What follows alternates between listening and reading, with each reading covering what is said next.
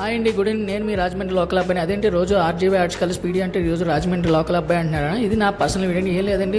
ఉగాది సందర్భంగా రాజమండ్రి టు వాడపల్లి వెళ్దామని ఒక చిన్న వీడియో చేయాలనిపించింది. సో ఆ వీడియోని చేయడం జరిగింది. ఈ లోపు త్వరలో వెళ్తుండగా మా ఇంటి పక్కనే ఉన్న సాయిబాబాని ఆంజనేయ స్వామిని దర్శించుకోవడం జరిగింది. ఏంటంటే ఎప్పుడైనా సరే, ఇప్పుడు ఏ చిన్న బాధకి వెళ్ళినా సరే నేను సాయిబాబా టెంపుల్కి వెళ్తాను. ఆయన దగ్గరికి వెళ్ళి ఒక దండం పెట్టుకుంటే చాలని మనసు చాలా ప్రశాంతంగా ఉంటుంది. అలాగే బాబాని తలుచుకొని అమ్మవారిని తలుచుకొని నెమ్మదిగా నా ప్రయాణాన్ని అయితే స్టార్ట్ చేసేయండి. ఇలా కంబాల చెరువు మీద నుంచి వెళ్తుండగా hitech bus stand Y junction దాటాక ఎలాగైతేనే మా స్నేహితుడి దగ్గరికి నేను వెళ్ళిపోవడం జరిగింది. ఇంకా మా టైసన్ కుకీ వీళ్ళిద్దరూ కూడా మేము వస్తాం డోర్ తీయమన్నారు. సో వాళ్ళని తీసుకెళ్ళట్లేదండి. ఈలోపు అదిగోండి మా ప్రాణ స్నేహితుడు మా బుజ్జి గారు, నాకన్నా ఏజ్లో పెద్ద అయినా సరే నాతో చాలా బాగుంటారు. ఆయన ఫీల్ అయిపోయారు. ఆయన వెళ్ళిపోదాం అనుకొని వెళ్ళిపోయి వాళ్ళ ఫ్యామిలీని దింపేసి మళ్ళీ ఏమనుకున్నారు, మళ్ళీ నా కోసం వెనక్కి వచ్చారు. సో ఈలోపు మా టైసన్ గారు ముఖం మార్చుకున్నాడు. చూడండి, వాడిని తీసుకెళ్తలేదని ముఖం చూడండి ఒకసారి ఎలా తిప్పుతాడో. చూడండి చూసారు ఎలా తిప్పాడు. ఎలాగైతేనే మా బుజ్జిగారు వచ్చేసారు. సో మేమిద్దరం ఎక్కడికి వెళ్ళినా సరే బండి నాది డ్రైవింగ్ అయింది. సో ఎలాగైతేనే నెమ్మదిగా కొత్తగా కట్టిన ఫ్లైఓవర్ కింద నుంచి హైవే ఎక్కడం జరిగింది. వాడపల్లి వెళ్ళాలంటే ధవళేశ్వరం మీద నుంచి కూడా వెళ్ళొచ్చండి, కానీ ఆ రూట్ అంత బాగోదు, కానీ నేచర్ చాలా బాగుంటుంది. సో హైవే మీద నుంచి వెళ్తే మనకి ఈ కడియం యొక్క అందాలన్నీ చూడొచ్చు. ఎందుకంటే ప్లాంట్స్ అన్నీ ఇక్కడ ఉంటాయి. మనకి ఏ మొక్క కావాలన్నా ఇక్కడి నుంచే ఆల్ ఓవర్ ఇండియా, ప్రపంచం అంతా ఇక్కడి నుంచి వెళ్తే సో ఫోటో షూట్స్ కూడా చాలా బాగుంటాయి. ఈసారి ఎప్పుడైనా వెళ్ళినప్పుడు ఎవరైనా ట్రై చేయండి. ఎలా అయితేనే నెమ్మదిగా వెళ్తుండగా మేము ఎప్పుడు 40-60లో వెళ్తాం. ఇలా వెళ్ళడం వల్ల మైలేజ్ చాలా బాగా వస్తుందండి. నెమ్మదిగా ఎలా అయితేనే మన రావులపాలెం బ్రిడ్జ్ ఎక్కడం జరిగింది. సమ్మర్ కదా, సమ్మర్ వల్ల వాటర్ తక్కువ ఉంటుందండి, ఎప్పుడు ఇసుక తిప్పులే కనబడుతుంటే. ఎలా అయితేనే నెమ్మదిగా సిటీలోకి ఎంటర్ అవ్వడం జరిగింది. రావులపాలెం బ్రిడ్జ్ దాటాక మార్కెట్లోకి వెళ్ళడం జరిగింది. ఇంకా మా రావులపాలెంలోకి వెళ్ళగానే ఇంకా చూసారు కదా, ఎక్కడ చూసినా కొబ్బరి చెట్లు, అంతా పచ్చటి వాతావరణం, ఎక్కడ చూసినా డివోషనల్ వైబ్స్ అండి. ఎందుకంటే ఈరోజు ఉగాది కాబట్టి సంవత్సరం అంతా గుడికి రానివాడు కూడా ఆ రోజు ఖచ్చితంగా గుడికి వస్తాడు. ఇంకా నెమ్మదిగా ఎలా అయితేనే గుడి దగ్గరికి వచ్చేసాము.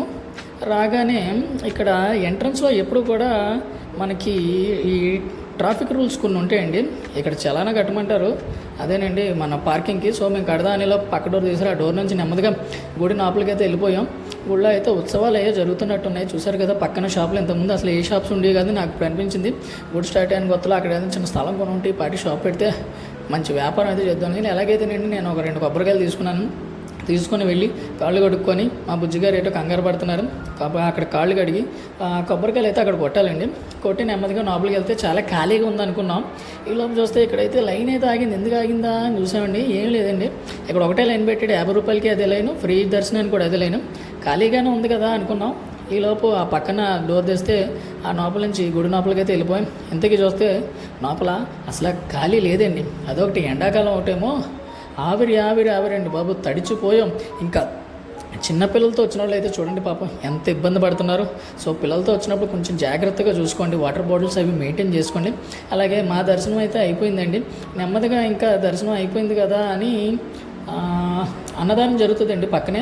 నెమ్మదిగా అన్నదానం వెళ్ళి చూసారు, అప్పుడే పెళ్ళికి అడిగేస్తున్నారు.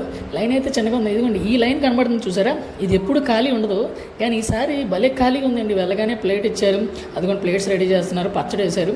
భోజనం వేయించుకున్నాను, నా దగ్గర వచ్చాడు, భోజనం అయిపోయింది. మళ్ళీ భోజనం తీసుకొచ్చారు, భోజనం వేశారు.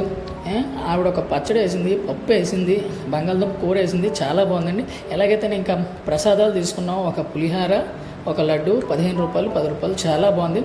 సో ఈసారి ఎవరైనా వెళ్ళేటప్పుడు ఒకసారి వెళ్ళి చూడండి. అలానే ఆ గుడి దర్శనం అయిపోయాక ఇలా గోదావరి దగ్గరికి వచ్చామండి.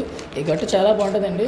సమ్మర్ కదా, కొంచెం జనాలు లేరు, లేకపోతే వింటర్ సీజన్లో చాలా బాగుంటుంది ఫొటోస్ దిగడానికి. ఈసారి ఎవరైనా వెళ్ళినప్పుడు ట్రై చేయండి. Okay, happy Ugadi.